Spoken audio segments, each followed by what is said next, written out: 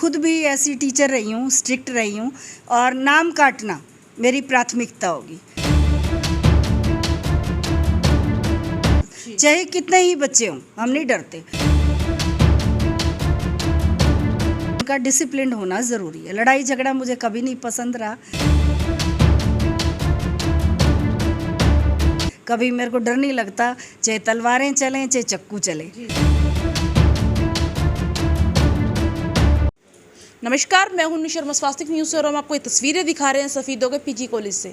सर्वप्रथम हम आपको एक न्यूज़ देना चाहते हैं, जो भी बच्चे पीजी कॉलेज में पढ़ते हैं उनके पेरेंट्स माता पिता को कम से कम इस बात का ज्ञान होना आवश्यक है कि उस कॉलेज का इस वक्त प्रिंसिपल कौन चल रहा है। हम आपको बता दें कि आज सबसे पहले 17 साल बाद आज एक फीमेल मतलब एक महिला प्रिंसिपल सफ़ीदों के कॉलेज में आ चुकी है और अब हम उनसे बातचीत करवाने की आपकी कोशिश करेंगे। क्या क्या वो नए परिवर्तन कॉलेज में करना चाहेंगी और उनके आने के बाद क्या नई रूपरेखा इस कॉलेज की बनेगी, वो भी हम मैम से जानने की कोशिश करेंगे। आइए हम मैम से जुड़ जाते हैं। मैम, सबसे पहले आपका सफ़ीदों पहुँचने पर बहुत बहुत स्वागत है। धन्यवाद। तो मैम, अपना एक बार परिचय, जितने भी पेरेंट्स चाहते हैं, जितने भी बच्चे यहाँ पढ़ते हैं, उन पेरेंट्स को मन में पहले रहता है कि सबसे पहले उन पेरेंट्स को अपना परिचय दें। मेरा नाम तनाशा हुड्डा है और मैं जीन से प्रमोट होकर प्रिंसिपल बनी हूँ। पिछले महीने हमने डायरेक्टरेट में ज्वाइन किया था और कल 1 तारीख को मैंने गवर्नमेंट कॉलेज सफ़ीदों में ज्वाइन किया है। तो मैम, आप जैसे यहाँ पर आए हैं, पहला दिन है आपका, सबसे पहले आपका स्वागत है। आपका हमें भी बेहद खुशी है कि एक महिला प्रिंसिपल यहाँ पर आई हैं, तो उसके लिए सफ़ीदों वासियों की तरफ से, सब पत्रकारों की तरफ से आपको बहुत बहुत मैं फिर से आपका अभिनंदन करती हूँ, स्वागत करती हूँ। धन्यवाद। तो मैम, आप इस कॉलेज के बारे में जो हमने सुना है, सबसे पहले एक दिक्कत ये आती है कि बच्चे जो होते हैं क्लास बहुत मिस करते हैं, तो ऐसे बच्चों पर आपका क्या अंकुश रहेगा आने वाले समय? देखो, अभी तो एग्ज़ाम चल रहे हैं, जैसे ही नया सेशन शुरू होगा, अभी क्योंकि शुरुआत से ही है सारा कुछ, जैसे ही एडमिशन होंगे क्लासेस, सबसे पहली प्रायोरिटी मेरी क्लासेस की है। क्लासेस होंगी तो डिसिप्लिन अपने आप रहेगा और मैं खुद भी ऐसी टीचर रही हूँ, स्ट्रिक्ट रही हूँ और नाम काटना मेरी प्राथमिकता होगी। जो बच्चे क्लास में नहीं आते, 6 दिन से ज़्यादा अनुपस्थित रहते हैं, सबसे पहले मैं टीचर्स को कहूँगी कि वो एब्सेंटी स्लिप डालेंगे और वो 6 दिन से ज़्यादा एब्सेंट रहने वाले बच्चों को भेजेंगे मेरे पास। चाहे कितने ही बच्चे हों, हम नहीं डरते। बच्चे आजकल क्या करते हैं, बगैर कॉलेज को इन्फॉर्म किए वो कोचिंग लेते हैं, बाहर से लेते हैं। अब हम या तो आप रेगुलर एडमिशन ना लो, और अगर रेगुलर ले रहे हो तो कॉलेज में आना ज़रूरी है। जब हम टाइम पे आएंगे तो बच्चे भी टाइम पे आएंगे। और मैंने आज सुबह ही काफ़ी सारा लेडीज स्टाफ मेरे पास आया था और सर भी आए थे, तो मैंने यही कहा है कि सबसे पहले एडमिशन को हम सुचारू रूप से चलाएंगे। जितनी हायर एजुकेशन की पॉलिसीज़ हैं, ज़्यादा से ज़्यादा बेनिफिट लेने की हम कोशिश करेंगे, सरकार जो भी हमें देती है, ठीक है, और बच्चों की डेवलपमेंट के लिए ही काम करेंगे। और उसके लिए सबसे पहले उनका डिसिप्लिन होना ज़रूरी है। लड़ाई झगड़ा मुझे कभी नहीं पसंद रहा और मैंने 30 साल कोएड कॉलेज में जो है गुजारा है। डिसिप्लिन की इंचार्ज रही हूँ, बहुत बोल्ड रही हूँ मैं।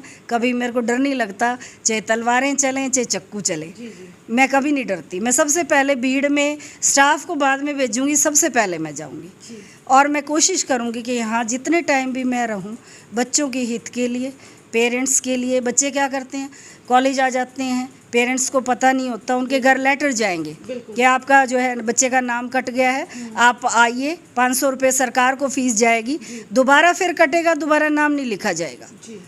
इस तरह की पॉलिसी मेरी होगी ताकि बच्चे अगले साल वही बच्चे आएँ यहाँ पर जो पढ़ना चाहते हैं। तो दूसरा क्वेश्चन मैम ये है कि कई बार पेरेंट्स के मन में ये आता है कि लड़कों के साथ हम लड़कियों को क्यों पढ़ाएं, माहौल कहीं ना कहीं ख़राब होता है, लड़कों के साथ लड़कियां पढ़ेंगी तो कुछ माहौल बिगड़ सकता है।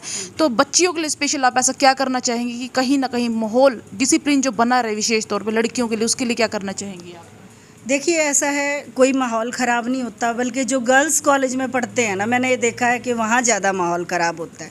बॉयज़ कॉलेज में या कोएड कॉलेज में अगर गर्ल्स पढ़ती हैं, मान लो एक लड़की है, मैंने एक लड़की को भी पढ़ाया हुआ है, उसको आगे बिठा दो, आप अलग बिठाओ, टीचर की निगरानी में हो, मिक्स होके भी बैठे, प्रॉपर जो है डिसेंट वे से बैठे, कोई दिक्कत नहीं है। बात करो, आप बातचीत करो, तभी हमारी ग्रोथ होगी।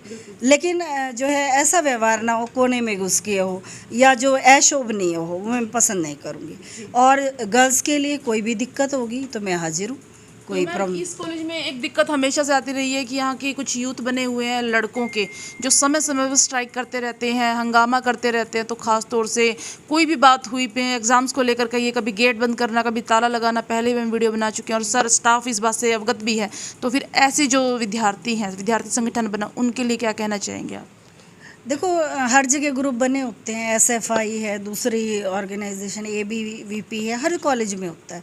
वो अपनी उनकी अपनी पॉलिटिक्स है, वो करते हैं, उनकी समस्याएं या ज्ञापन दें पहले क्या क्या उनको प्रॉब्लम है, फिर मैं देखूंगी कि वो हम अपने लेवल पे कितनी पूरी कर सकते हैं, कितनी हम सरकार के पास या डायरेक्टरेट के पास भेजकर ग्रांट्स मांग कर जो है पूरी कर सकते हैं।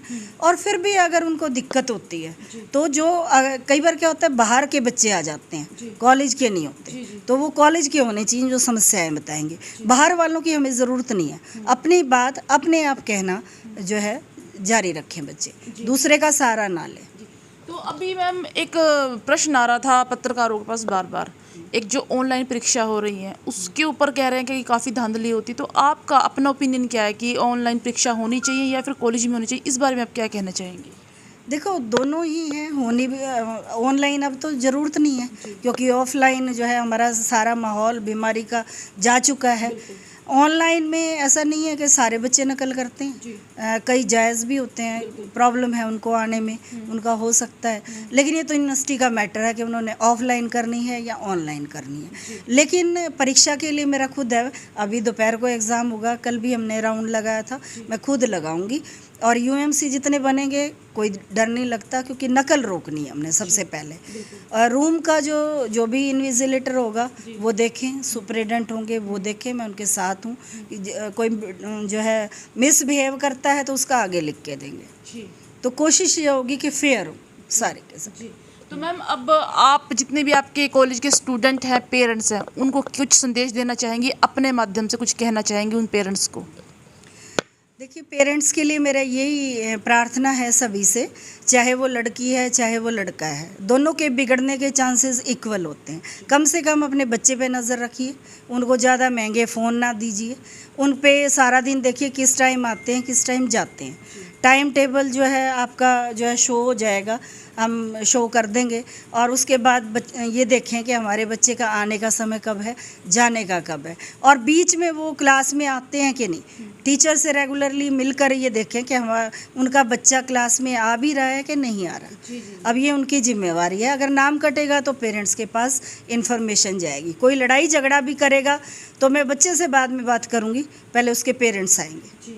तो मैम यही जैसे आपने किया, जब तक बच्चे छोटे होते हैं तब तक पेरेंट्स एक ड्यूटी सी समझते हैं, स्कूल में जाते हैं, पेटीएम करते हैं, पर जैसे ही बच्चा कॉलेज में गया कहीं ना कहीं आपको लगता है कि पेरेंट्स भी थोड़े से लापरवाह हो जाते हैं। क्योंकि कई बार क्या देखा जाता है कि बच्चे कहकर जाते हैं कि कॉलेज जा रहे हैं, पर वो ना वो कॉलेज जाते हैं और पेरेंट्स की नज़र में कॉलेज होते हैं। तो सर मैम कहीं ना कहीं लगता है कि पेरेंट्स को भी अब अवेयर होने की ज़रूरत है, कहीं ना कहीं टाइम के टाइम जाकर टीचर से मिलने की ज़रूरत है।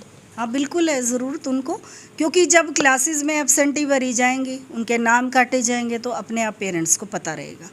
और वो खुद भी देखें, हफ्ते में 10 दिन में जो है उनको बगैर शो किए हुए, क्योंकि इस एज में +2 के बाद बच्चे को संभालना बहुत ज़्यादा ज़रूरी होता है, क्योंकि वही 1-2 साल होते हैं, मेरे ख्याल फर्स्ट ईयर सेकेंड ईयर ज़्यादा होते हैं, फाइनल में तो बच्चा फिर वही जाता है जो पास हो जाता है। ठीक है। तो मैम एक प्रश्न और आता है कि जितने भी पीजी कॉलेज के कुछ बच्चे ऐसे देखे गए हैं जो बाहर देखा जाता है पीजी कॉलेज के बच्चे हैं, पर कहीं ना कहीं वो स्मोक करते नजर आते हैं। कहीं ना अगर ऐसी कोई शिकायत मिलती है आपके पास पीजी कॉलेज के बच्चे, तो उनके खिलाफ आपकी क्या कार्रवाई रहेगी? अभी पहले तो हम बैनर वगैरह देखूंगी मैं लगे हुए हैं कि नहीं, और फाइन करेंगे। जो है नशा करना जो है कॉलेज के अंदर, इवन एम्प्लॉयज़ का भी और स्टूडेंट्स का भी, कॉलेज आवर में कोई ऐसा काम ना करे। और कॉलेज आवर के बाद उसकी अपनी पर्सनल वो है लाइफ है, चाहे वो स्टूडेंट है। कॉलेज कैंपस में कुछ नहीं होगा, अभी लग जाएगा। स्मोकिंग जो कमेटी है उसको कहकर मैं लगवा दूँ। तो मैम सफ़ीद हो आकर, अभी तो आज पहला दिन है आपको, लेकिन हम आपसे फिर से मिलेंगे, पूछेंगे कहाँ का माहौल कैसा लगा। लेकिन आज तक अभी तक जहाँ भी आप रही हैं तो कितना अच्छा माहौल आपको मिला है, कैसा मतलब आपकी जो खुद की मन ये है कि मुझे वहाँ सबसे ज़्यादा खुशी मिली है, कोई खुशी का माहौल आप हमारे साथ शेयर करना चाहेंगे? क्योंकि मेरा वो पल सबसे अच्छा पल था, कुछ ऐसा कुछ शेयर करना चाहिए। देखो टीचिंग सबसे अच्छा पल होता है जब आप क्लास लेते हो। क्लास के बाद से एकदम चेंज आ गया। कल बड़ा डर लग रहा था, नई जगह पे 35 किलोमीटर दूर में आ रही हूँ, अपनी जगह से जहाँ मैं 30 साल मैंने गुजारे हैं, लेकिन आज बहुत अच्छा लग रहा है। काम अगर करने लग जाते हैं हम तो भूल जाते हैं हम कहाँ हैं, कोई मैटर नहीं करता, आधा पौना घंटा जाने का लगता है, तो अच्छा ये भी लगेगा। वो हमारी अपनी सोच है कि हम उसको अच्छा बनाना चाहते हैं कि हम उसको बुरा बनाना। एक मैम शॉर्टकट, आजकल के बच्चों में शॉर्टकट की भावना बहुत आ गई, शॉर्टकट कर लेंगे तो पास हो जाएंगे, शॉर्टकट कर लेंगे तो ये मिल जाएगा, तो ऐसे स्टूडेंट को आप क्या कहना चाहेंगे जो शॉर्टकट अपनाते हैं? शॉर्टकट सबसे पहले तो मोबाइल पे बनाते हैं, आधी उनको स्पेलिंग नहीं आती लिखना, गलत वो जो है भाषा का भी ऐसे, अब हमें तो समझ नहीं आता वो क्या बोल रहे हैं, तो शॉर्टकट से तो काम नहीं चलता। डिटेल में ऐसे टाइप क्वेश्चन तो आते हैं ना एग्जाम में, तो वो तो आना चाहिए, है ना। क्योंकि मैम हर व्यक्ति ये सोचता है कि एक रास्ता कामयाबी का शॉर्टकट पकड़ ले, शॉर्टकट, और आपको पता है शॉर्टकट कहीं ना कहीं बहुत नुकसानदेह होता है, और लेकिन बच्चों में ये होड़ है, नहीं उसने कर लिया, क्योंकि मैम शॉर्टकट कहीं ना कहीं पहले उभरता हुआ नजर आता है, लेकिन कहीं ना कहीं बाद में उसको नुकसान भुगतना पड़ता है। तो आज शॉर्टकट मुझे लगता है कि हर बच्चे हर जगह शॉर्टकट अपनाएंगे तो ये हो जाएगा। इसलिए आप प्रिंसिपल हैं, 1700 बच्चे लगभग इस कॉलेज में मतलब पढ़ते हैं, तो ऐसे शॉर्टकट करने वालों को एक संदेश अपना ज़रूर दे पर्सनली। शॉर्टकट से देखो काम तो नहीं चलेगा। हर दिन, हर प्रतिदिन, हर पल हम कुछ ना कुछ सीखते हैं, और वो सीखना जो है ऐसे नहीं होगा, शॉर्टकट से कभी नहीं आएगा। उसकी नॉलेज जो रोज़ आता है, रोज़ कुछ गेन करता है क्लास में, और एक जो शॉर्टकट है भाई आखिर में आया नाम लिखवा दिया, उसे बात नहीं बनती, ना ही नॉलेज गेन होती, ना ही कंपटीशन का ज़माना है, ना ही वो आगे जा पाता है। तो अब आखिरी संदेश क्या देना चाहेंगे मैम सफ़ीदोवासियों को, पेरेंट्स को और बच्चों को? देखो मैं ये कहना चाहूँगी, जितने टाइम भी मैं रहूँगी, जितना मेरे से काम बन सकेगा, मेरे साथियों का सहयोग होगा, सभी कॉलेज का, स्टूडेंट्स का सहयोग भी मैं चाहूँगी, और टीचर्स का भी चाहूँगी। जैसे वो मतलब काम बताएं मुझे क्या करना है, और पॉलिसीज़ बना के लाएं, प्रपोजल बना के लाएं, और हम उसके लिए काम करने के लिए मैं बिल्कुल तैयार हूँ, चाहे मुझे शाम तक रहना पड़े, कोई प्रॉब्लम नहीं। Thank you so much ma'am, अपना इतना कीमती टाइम स्वास्थ्य न्यूज़ को आपने दिया, आपको बहुत बहुत धन्यवाद। धन्यवाद। ये जुड़ जाते हैं रुचिका मैम से। रुचिका मैम, सबसे पहले स्वास्थ्य न्यूज़ में आपको बहुत बहुत स्वागत है। Thank you ma'am. I am doctor Ruchi Bhardwaj, English department से। हम प्रिंसिपल मैम का वेलकम करते हैं पूरे इंग्लिश डिपार्टमेंट की ओर से और पूरे कॉलेज स्टाफ की ओर से। Heartiest welcome to principal ma'am. तो मैम क्या लगता है आपको, जैसे आप एक लेडीज़ हैं और प्रिंसिपल लेडीज़ आ गई, तो कहीं ना कहीं ऐसा लगता है कि एक मतलब एक पावर सी मिल गई है, और जैसे कह रहे थे पहले जो प्रिंसिपल थे उनके पास काफ़ी कॉलेजेस थे, इतना ध्यान नहीं दे पाते, अब लगता है कि कॉलेज के माहौल में अब काफ़ी मतलब सुधार आने वाला है मैम के आने के बाद? जी हाँ, जैसे आपने सुना कि मैम का जो विज़न और मिशन है वो उन्होंने बताया कि पॉजिटिव है, तो हम इसको बहुत अच्छे से देखेंगे कि भाई कुछ नए चेंजेस आएंगे। फीमेल हैं तो कुछ अपने हिसाब से सोचेंगी। पहले भी बहुत कुछ हुआ है, कॉलेज जो है हमारा एक्सीलेंस कॉलेज में आता है। यहाँ पे आप देखेंगे इंग्लिश डिपार्टमेंट में इंग्लिश लैंग्वेज लैब भी है, जो सिर्फ कॉलेज ऑफ एक्सीलेंस जो होते हैं वहीं पे ही एस्टेब्लिश की गई है। तो हमारा कॉलेज उनमें से एक है हरियाणा में, जहाँ पे बच्चों को, जैसे आप देखते हैं बाहर बच्चे आईलेट्स का कोर्स करते हैं, इंग्लिश स्पीकिंग का कोर्स करते हैं, पैसे लगाते हैं, बट यहाँ पे जो बच्चे एडमिशन लेते हैं उनके लिए फ्री ऑफ कॉस्ट बहुत अच्छी फैसिलिटीज़ हैं, सभी लैब्स हैं, क्वालिफाइड स्टाफ है, तो यहाँ पे बच्चों को बहुत अपॉर्चुनिटी मिलती है। अगर रेगुलरली वो क्लास लगाएं तो बहुत अच्छा कर सकते हैं। जी, तो रुचि मैम, आपको ये भी लगता है कि जैसे अभी मैंने प्राइवेट और सरकारी जो कॉलेज हैं उनकी बात की, तो आपको लगता है कि आज सरकार ने कॉलेज में कोई कमी नहीं छोड़ी है, प्राइवेट के जो अकॉर्डिंग है कोई कमी नहीं छोड़ी है? जी हाँ, आप सही कह रही हैं कि मेरा एक्सपीरियंस जो रहा है, मैं 2000 से टीचिंग लाइन में हूँ, और मैंने DAV स्कूल में, BRS के स्कूल में और PDM कॉलेज में प्राइवेट में भी पढ़ाया है, और मैं पिछले 7 सालों से गवर्नमेंट कॉलेज सफ़ीदों में हूँ।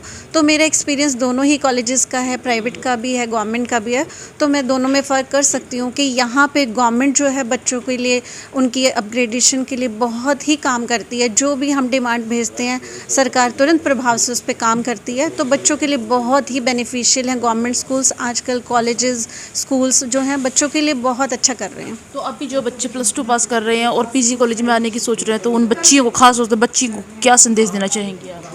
जी हाँ, मैं यही संदेश देना चाहूँगी कि गवर्नमेंट कॉलेज सफ़ीदों में अगर आप एडमिशन लेंगे तो यहाँ आपको किसी तरह की कोई दिक्कत नहीं आएगी। सर, स्वास्थ्य न्यूज़ में सबसे पहले आपका बहुत बहुत स्वागत है। Thank you madam, thank you. तो सर, क्या लगता है कि यहाँ पर मेल ज़्यादा हैं, और इतने मेल में एक फीमेल 17 साल बाद प्रिंसिपल आई है, तो कितनी खुशी का अनुभव बहुत खुशी होती है, जो फीमेल साथी हमारे जो है, हमारे माध्यम से, हमारे बीच से कोई फीमेल साथी जो है ऐसे प्रमोट होकर प्रिंसिपल के पद पे आए, तो बड़ी खुशी की बात है पूरी कम्युनिटी के लिए, टीचिंग कम्युनिटी के लिए बड़ी खुशी की बात। तो सर आपको लगता है जैसे सर ने कहा था कि जैसे बच्चियां हैं कहीं ना कहीं कंफर्टेबल नहीं थी, अगर कोई जेंट्स होता है, अब लेडीज़ आ चुकी हैं तो अपनी किसी भी समस्या को लेकर वो बड़े आसानी से मैम के साथ जुड़ सकती हैं। हाँ, जो गर्ल्स स्टूडेंट के लिए तो बड़ा बेनिफिशियल है, कोई भी समस्या है तो इजीली वो शेयर कर सकती है। पहले भी मैडम्स थी स्टाफ मेंबर, परंतु अब और उनके लिए इजी हो गया कि वो आप जल्दी से उनको शेयर कर सकती हैं। लेकिन जैसे अभी एक सर ने हमें बताया कि पहले प्रिंसिपल थे जो उनके पास काफ़ी कॉलेज थे, इतना ध्यान नहीं देता, लेकिन तो आपको लगता है कि जैसे मेरी मैम से बात हुई, हमने मैम से बातचीत की तो मुझे लगता है कि मैम बड़े स्ट्रिक्ट हैं। अब जो बच्चे लापरवाह हैं उन्हें थोड़ा संभलने की ज़रूरत है अब। हाँ जी, बिल्कुल सावधान होने की ज़रूरत है और बच्चों को मैं कहना चाहता हूँ कि वो सावधान हो जाए। आगे से जैसे पहले चल रहा था आगे से ऐसे नहीं चलेगा। तफरी वगैरह ना। हाँ ना, हाँ वो आए और अपना रेगुलरली क्लास से अपने अटेंड करें। तो सर एक प्रश्न मैंने मैम से भी किया था और आपसे फिर से करूँगी कि ये लगता है कि पेरेंट्स को +2 के बाद जब बच्चे कॉलेज चले जाते हैं तो उन पर विशेष ध्यान देना चाहिए। हाँ जी, बच्चों का पेरेंट्स को बहुत, क्योंकि पेरेंट्स के बिगड़ने का बहुत जो है एज ऐसी है कि इसमें बच्चा बिगड़ने के चांसेस ज़्यादा होते हैं। तो पेरेंट्स को टीचर भी ध्यान देते हैं, साथ में पेरेंट्स को भी अपने बच्चे का ध्यान रखना चाहिए और समय समय पे कॉलेज पे आके अपने बच्चे की रिपोर्ट लेनी चाहिए कि हमारा बच्चा क्लास अटेंड कर रहा है, पढ़ रहा है कि नहीं पढ़ रहा, तो उसकी पूरी जानकारी उनको रखनी चाहिए। क्योंकि कहीं ना कहीं जैसे बच्चा +2 पास करता है, पेरेंट्स लापरवाह हो जाते हैं, कॉलेज में हो गया बच्चा समझदार हो गया, लेकिन कहीं ना कहीं मैम ने जैसे कहा वही बिगड़ने की सबसे बड़ी उम्र होती है उसका। हाँ जी बिल्कुल, +2 के बाद ही बच्चे के बिगड़ने की यही उम्र होती है। तो पेरेंट्स को तो मैं कहना चाहूँगा कि वो अपने बच्चों का ध्यान रखें, ये ना छोड़ें कि वो कॉलेज चला गया, हमने दाखिला करा लिया, हमारी जिम्मेवारी ख़त्म हो गई। जिम्मेवारी ख़त्म नहीं होती, जिम्मेवारी बढ़ती है बच्चे का ध्यान रखने की। तो पेरेंट्स उसका ध्यान रखें, टीचर भी रखते हैं, पेरेंट्स भी साथ साथ अपने बच्चे का ध्यान रखें। सर स्वास्थ्य न्यूज़ में सबसे पहले आपको बहुत बहुत स्वागत है। हाँ, नमस्कार, मैं doctor Hariom, associate professor geography में। तो सर आज मैम आए हैं, फर्स्ट ज्वाइनिंग है, तो कितनी खुशी का अनुभव हो रहा है? हाँ, बहुत अच्छा लग रहा है जी। मैडम आए हैं, regular principal, full fledged principal और फुल टाइम प्रिंसिपल हमें मिले हैं जी। तो सर क्या लगता है कि इस मैम के आने के बाद जो माहौल है, जो कुछ नियम है, कुछ और कड़े होने वाले, क्योंकि जितना मैम को मैंने जाना है मुझे लगता है कि बड़े स्ट्रिक्ट है।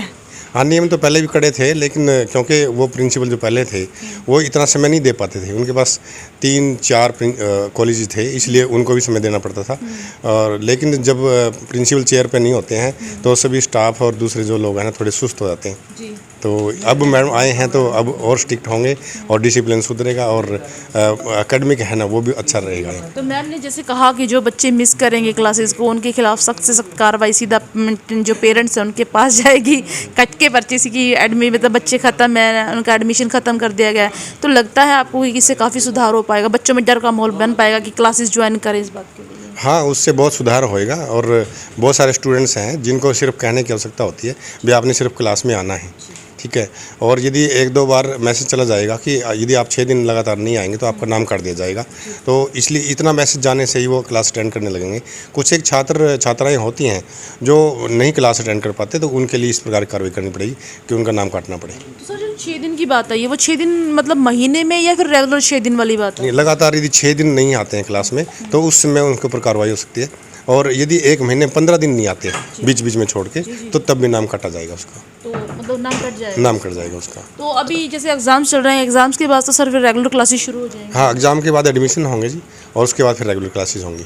अभी एग्ज़ाम BA फाइनल के चल रहे हैं 6ठे सेमेस्टर के, और उसके बाद 11 तारीख से मतलब 3rd सेमेस्टर और 1st सेमेस्टर के 2nd सेमेस्टर और 4th सेमेस्टर के एग्ज़ाम चलेंगे। तो सर जितने भी बच्चे हैं आपके स्टूडेंट हैं उनको स्वास्थ्य न्यूज़ के माध्यम से क्या संदेश देना चाहेंगे? उनको यही संदेश देना चाहेंगे कि अब नए प्रिंसिपल हमारे आए हैं और पहले भी स्टाफ मतलब सही था और क्लासेस लगातार लगती थी, लेकिन थोड़ा सा प्रिंसिपल चेयर पे न होने के कारण कहीं ना कहीं मतलब स्टूडेंट्स भी मतलब ये मिस करते थे और नहीं आते थे। तो हम ये संदेश देना चाहेंगे कि पूरा स्टाफ और मैडम प्रिंसिपल मिलके इस माहौल को बढ़िया बनाएंगे और सभी क्लास अटेंड करें और अपने करियर का निर्माण करें। नमस्कार सर। हाँ मैडम, मैं नफी सिंह नेहरा, पॉलिटिकल साइंस के असिस्टेंट प्रोफेसर।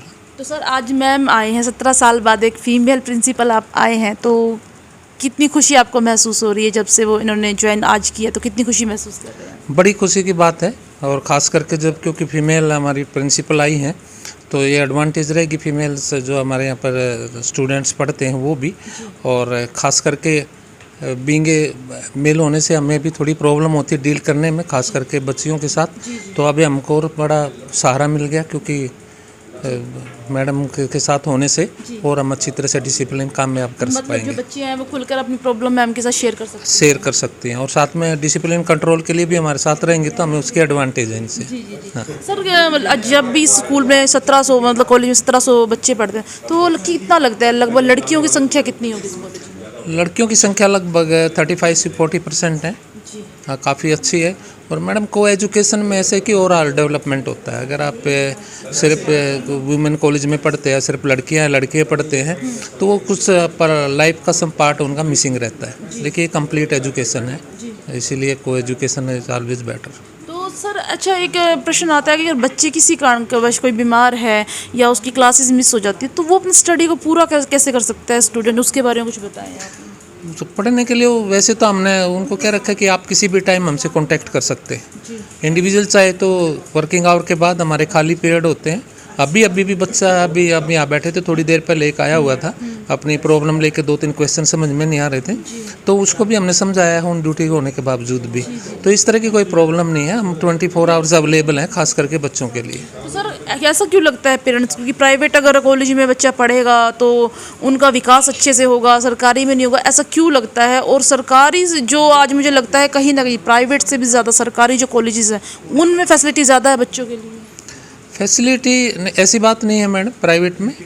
प्राइवेट में को स्पेसिफिक या शॉर्टकट जो आप बता रहे थे वो लेके चलते हैं, जबकि यहाँ पर कॉन्सेप्ट क्लियर किए जाते हैं। और आप लाइफ में देखिए जितने भी बड़ा महान व्यक्ति जो दिए हैं वो सरकारी स्कूलों ने ही दिए हैं। प्राइवेट स्कूलों में आप एडमिनिस्ट्रेटर पैदा कर सकते हैं लेकिन एक साइंटिस्ट पैदा नहीं कर सकते। आप मनमोहन से लेके अब्दुल कलाम तक एग्जाम्पल देख सकते हैं। हाँ।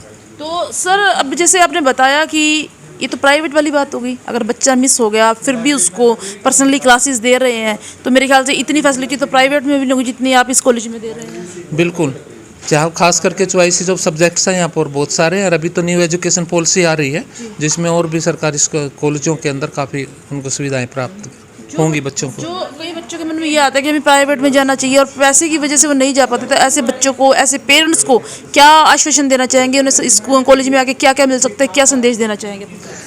मैडम अगर आप मुझे खुद भी कहो तो कम से कम मैंने 25 कंपटीशन टेस्ट क्लियर किए हुए हैं HCS से लेके IAS परी तक। और सरकारी स्कूलों के अंदर ही हमने भी प्राप्त की है अपने जो एजुकेशन है।